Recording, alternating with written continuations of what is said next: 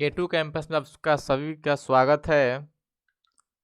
आज हम लोग पढ़ेंगे जो 12वीं का हिंदी बुक का जो प्रश्न है 2009 से 2021 के बीच में जो भी प्रश्न पूछा गया है उन सभी प्रश्नों को सम्मिलित करके एक वीडियो के माध्यम से प्रस्तुत करेंगे। पहला प्रश्न है कि तिरिच कहानी के कहानीकार हैं। यह प्रश्न आपको 2009 में मिल जाएगा। इसका ऑप्शन देख लीजिए। ऑप्शन नंबर ए है Uday Prakash, option number B है Balkrishna Bhatt, option number C है गुलेरी, ऑप्शन नंबर डी है मोहन राकेश। उदय प्रकाश आपके लिखे हैं तिरिच, इसका राइट आंसर हो जाएगा उदय प्रकाश। बालकृष्ण भट्ट आपके लिखे हैं बातचीत। गुलेरी आपके लिखे हैं, इनका नाम है पूरा चंद्रधर शर्मा गुलेरी, और ये लिखे आपके उसने कहा था। सिपाही की माँ लिखे हैं मोहन राकेश। क्वेश्चन नंबर 2 देखिए, जूठन क्या है? ऑप्शन नंबर ए है जूठा, ऑप्शन नंबर बी है कहानी, ऑप्शन नंबर सी है भाषण, ऑप्शन नंबर डी है आत्मकथा। जूठन आपके आत्मकथा है और यह दलित आत्मकथा है। भाषण की बात करें तो संपूर्ण क्रांति भाषण है जिसे जयप्रकाश नारायण ने लिखा है। कहानी की बात करें तो उसने कहा था तिरिच रोज कहानी है। जूठा इसमें यह तो है ही नहीं। क्वेश्चन नंबर 3 देखिए, भगवान श्री कृष्ण किस कवि के पूज्य थे? ऑप्शन नंबर ए है तुलसीदास, ऑप्शन नंबर बी है जायसी, ऑप्शन नंबर सी है कबीरदास, ऑप्शन नंबर डी है सूरदास। जो भगवान श्री कृष्ण थे वह सूरदास के पूज्य थे। यदि रहता है कि भगवान श्री राम किस कवि के पूज्य थे तो बोलते तुलसीदास के। जैसी हैं ये प्रेम के पीर के कवि हैं यह, और कबीरदास यह निर्गुण है। और इनका एक बहुत ही प्रसिद्ध कृति है बीजक। बीजक बोलेंगे कि किसकी कृति है तो बोलेंगे कबीरदास। क्वेश्चन नंबर 4 है, नाभादास की कविता किन दो कवियों के बारे में है? ऑप्शन नंबर ए है जायसी एवं सूरदास, ऑप्शन नंबर बी है कबीरदास एवं सूरदास, ऑप्शन नंबर सी है सूरदास एवं तुलसीदास, ऑप्शन नंबर डी है तुलसीदास एवं कबीरदास। इसका राइट आंसर हो जाएगा कबीरदास एवं सूरदास। नाभादास की बात करें तो नाभादास के जो दीक्षा गुरु थे उनका नाम है स्वामी अग्रदास, और नाभादास एक राम भक्त हैं। नाभादास एक राम भक्त हैं। क्वेश्चन नंबर 5 देखिए, फौजी वहां लड़ने के लिए है, भाग नहीं सकते, जो फौजी छोड़कर भागता है उसे गोली मार दी जाती है। यह पंक्ति किस कहानी या कविता से लिया गया है? ऑप्शन नंबर ए है हंसते हुए मेरा अकेलापन, ऑप्शन नंबर बी है प्रगति और समाज, प्रगति नहीं होगा यहाँ पर, प्रगीत कर लीजिएगा, प्रगीत और समाज, सिपाही की माँ और कवित। इसका राइट आंसर हो जाएगा सिपाही की माँ। और सिपाही की माँ एक एकांकी है जिसे मोहन राकेश ने लिखा है। इसमें जो सिपाही के किरदार में है वह है आपका मानक, और जो सिपाही की माँ के किरदार में है वह है आपकी, उसका नाम है विष्णु। विष्णु की एक पुत्री रहती है जिसका नाम रहता है मुन्नी। ये तीनों बातें आप लोग ध्यान रखिएगा कि जो सिपाही की माँ है इसकी रचना किए हैं मोहन राकेश, और एक एकांकी है। जो सिपाही के इसमें किरदार निभाया वह है इसमें मानक, और मानक की माँ इसमें है विष्णु, और विष्णु की पुत्री है इसमें मुन्नी, अर्थात जो मानक का जो बहन है वह है आपकी मुन्नी। जो हंसते हुए मेरा अकेलापन है यह एक डायरी है। इस तरह से याद रख सकते हैं कि जो भी डायरी लिखी जाती है वह अकेले में लिखी जाती है। और ये आपके लिखे हैं मलयज। प्रगीत और समाज आपके लिखे हैं नामवर सिंह।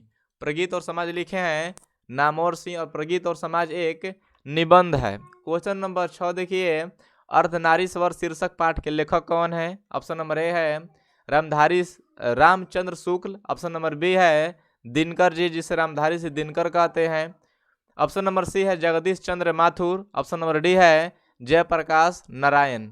जो जयप्रकाश नारायण आपके लिखे हैं वह लिखे हैं संपूर्ण क्रांति, जो एक भाषण है। जगदीश चंद्र माथुर लिखे हैं ओ सादानीरा।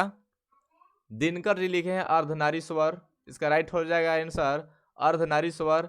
और दिनकर जी ने लिखा है उर्वशी, जिसके लिए इन्हें ज्ञानपीठ का पुरस्कार मिला था। कुरुक्षेत्र, हुंकार, ये सभी दिनकर जी की रचना है। और दिनकर जी बिहार के ही हैं, बेगूसराय जिले के हैं। पूछ देगा क्वेश्चन नंबर आपका 7 कि रोज शीर्षक कहानी के लेखक कौन है।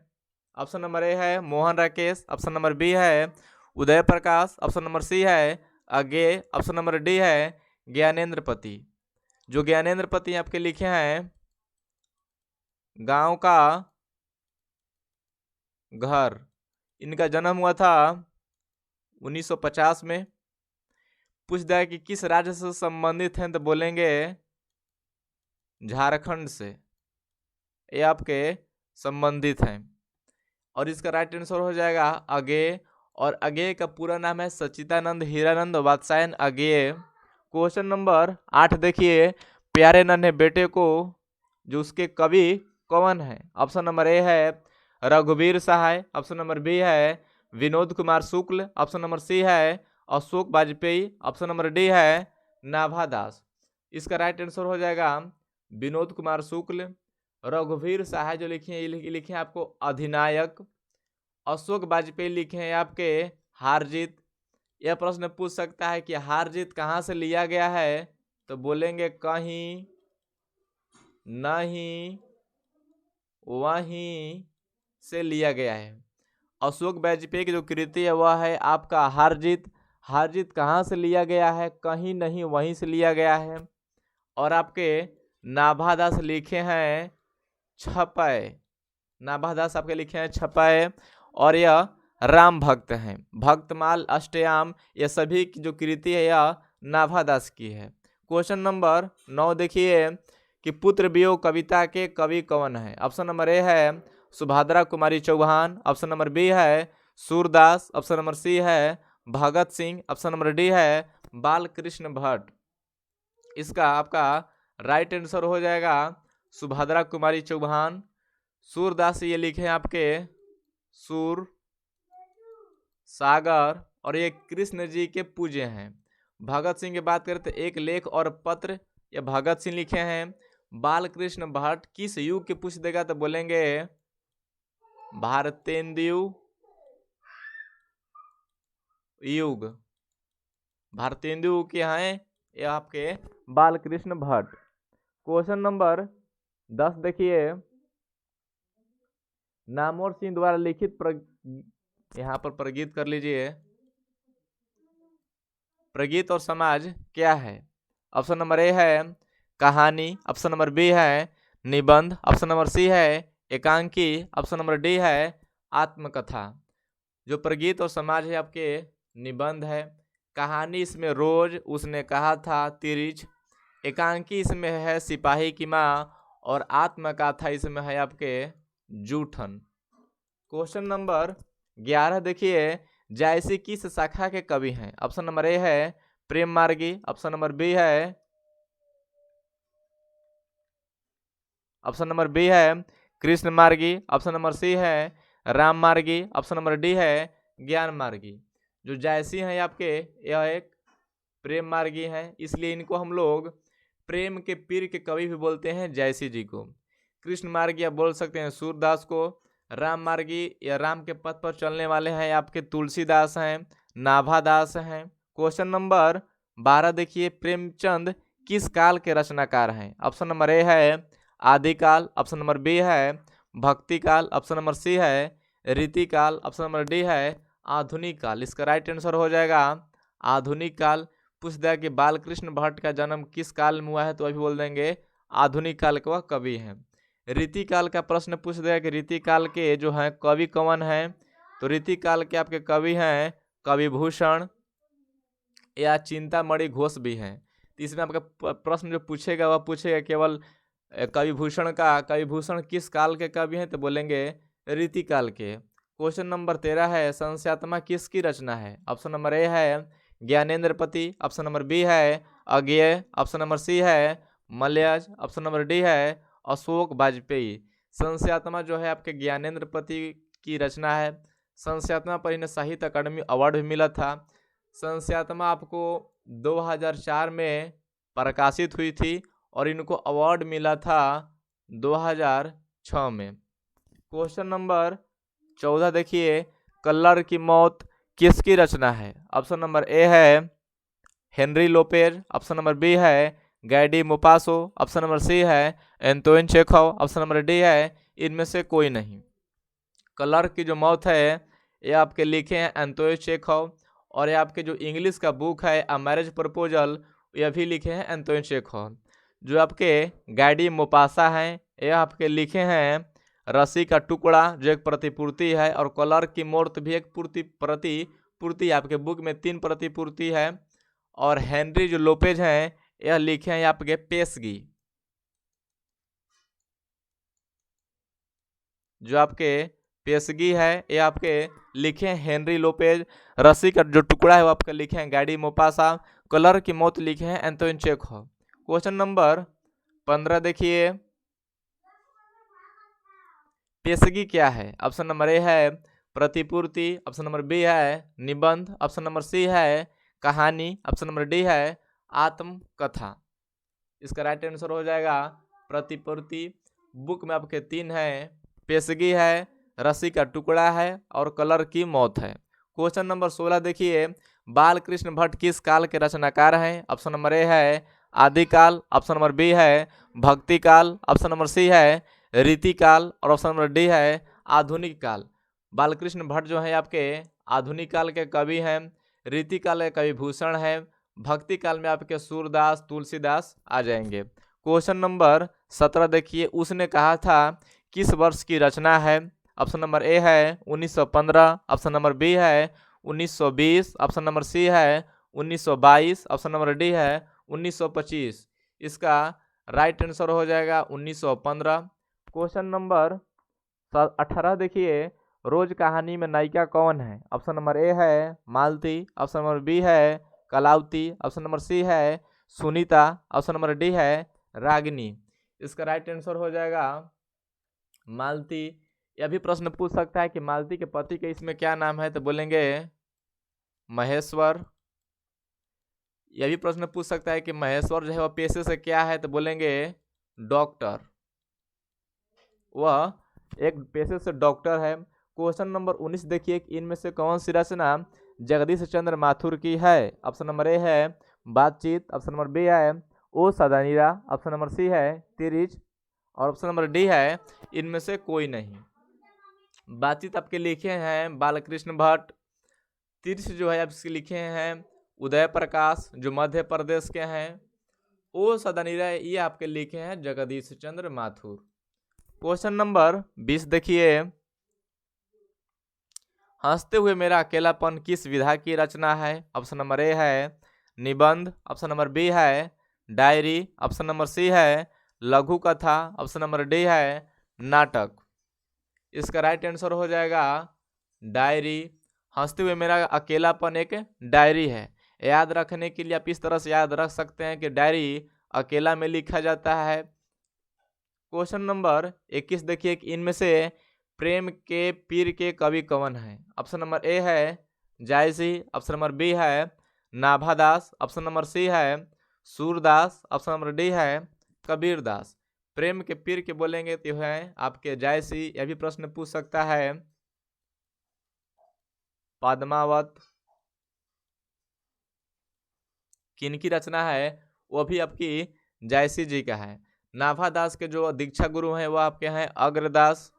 सूरदास के जो आपके जो गुरु हैं वह है वल्लभाचार्य। कबीरदास की एक फेमस कृति है बीजक, इसे आप लोग याद रखेंगे। क्वेश्चन नंबर 22 देख लीजिए, सूरदास किस भाषा के कवि हैं? ऑप्शन नंबर ए है संस्कृत, ऑप्शन नंबर बी है ब्रज भाषा, ऑप्शन नंबर सी है अवधी, ऑप्शन नंबर डी है मैथिली। सूरदास की जो भाषा है वह ब्रज भाषा है। पूछ सकता है कि इनका जन्म कहाँ हुआ? तो दिल्ली के निकट एक सिही है, सिही नामक गांव में इनका जन्म हुआ है सूरदास जी का। क्वेश्चन नंबर 23 देखिए, तुलसीदास का बचपन का नाम क्या था? ऑप्शन नंबर ए है राम बोला, ऑप्शन नंबर बी है श्याम बोला, ऑप्शन नंबर सी है बाउल और ऑप्शन नंबर डी है हरि बोला। तुलसीदास का बचपन का नाम है राम बोला।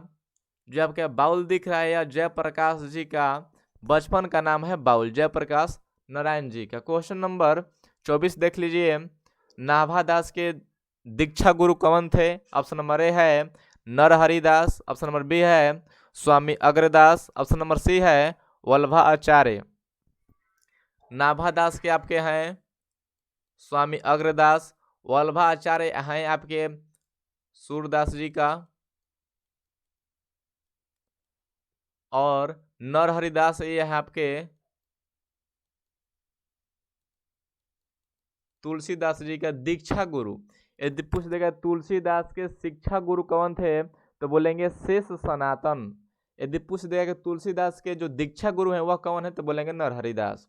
क्वेश्चन नंबर 25 देखिए, भूषण को भूषण की उपाधि किसने दी थी? ऑप्शन नंबर ए है Chhatrapati Shivaji, option number B है Maharaja Chhatrasal, option number C है राजा रुद्र शाह और ऑप्शन नंबर डी है इनमें से कोई नहीं। इसका राइट आंसर हो जाएगा राजा रुद्र शाह और यह एक सोलंकी राजा थे। क्वेश्चन नंबर 26 है, मुक्तिबोध का जन्म स्थान क्या है? ऑप्शन नंबर ए है बिहार, ऑप्शन नंबर बी है दिल्ली, ऑप्शन नंबर सी है छत्तीसगढ़, ऑप्शन नंबर डी है पंजाब। इसका राइट आंसर हो जाएगा छत्तीसगढ़। बिहार के रहने वाले हैं आपके दिनकर जी। क्वेश्चन नंबर 27 है, दूसरा सप्तक का प्रकाशन वर्ष है? ऑप्शन नंबर ए है 1950, ऑप्शन नंबर बी है 1951, ऑप्शन नंबर सी है 1952 और ऑप्शन नंबर डी है 1954। इसका राइट आंसर हो जाएगा 1951 में दूसरा सप्तक जो है वह प्रकाशित हुआ था। क्वेश्चन नंबर 28 है, अशोक वाजपेयी का जन्म कब हुआ था? ऑप्शन नंबर ए है 1950, ऑप्शन नंबर बी है 1941, ऑप्शन नंबर सी है 1937 और ऑप्शन नंबर डी है 1929। 1950 में आपका जो है इनका जन्म हुआ था आपके ज्ञानेंद्र पति का। 1941 में हुआ था अशोक वाजपेयी का। इसका राइट आंसर हो जाएगा 1941। 1937 में आपके प्यारे नन्हे जो बेटे लिखे हैं विनोद कुमार शुक्ल, उनका जन्म हुआ था। और 1929 में रघुवीर सहाय जो हैं आपके लिखे हैं अधिनायक, इनका जन्म हुआ था। यह प्रश्न पूछ सकता है कि अधिनायक कहाँ से लिया गया है? तो लिया गया है आत्म हत्या से लिया गया है। यह प्रश्न पूछ सकता है। यही प्रश्न पूछ सकता है कि जो आपका हार जीत है, हार जीत जिसे लिखे हैं अशोक वाजपेयी कहाँ से लिया गया है? कहीं नहीं, वहीं से लिया गया है। जो आपके लिखे हैं ज्ञानेंद्र पति गांव का घर, वह कहाँ से लिया गया है? तो बोलेंगे संस्यात्मा। संस्यात्मा पर उन्हें साहित्य अकादमी अवार्ड भी मिला था 2006 में, लेकिन संस्यात्मा प्रकाशित हुआ था आपके 2004 में। क्वेश्चन नंबर 29 देखिए, लोग भूल गए हैं किसकी कृति है? ऑप्शन नंबर ए है रघुवीर सहाय, ऑप्शन नंबर बी है Ashok Vajpayee, option number C है ज्ञानेंद्र पति और ऑप्शन नंबर डी है इनमें से कोई नहीं। लोग भूल गए हैं यह रघुवीर सहाय की कृति है और लोग भूल गए हैं इसके लिए उन्हें साहित्य अकादमी अवार्ड भी मिला था। इसलिए ये जो कृति है यह काफ़ी महत्वपूर्ण बन जाती है। अशोक वाजपेयी की है हार जीत, ज्ञानेंद्र पति का है आपका गांव का घर। और आज का हमारा यही लास्ट प्रश्न है। जो भी कुछ प्रश्न छूटा हुआ है वह अगले पार्ट में आपको मिल जाएगा। आज का हमारा मोटिवेशनल कोट है जो आपको ऊर्जावान बनाएगा। मंजिल के लिए आधे रास्ते जाकर कभी वापस मत लौटना, क्योंकि वापस उतना ही लौटना पड़ेगा जितना दूर आगे चलकर मंजिल मिलेगी। जो भी आप फैसला कर लिए हैं उस पर अडिग रहिए। मिलते हैं नेक्स्ट वीडियो।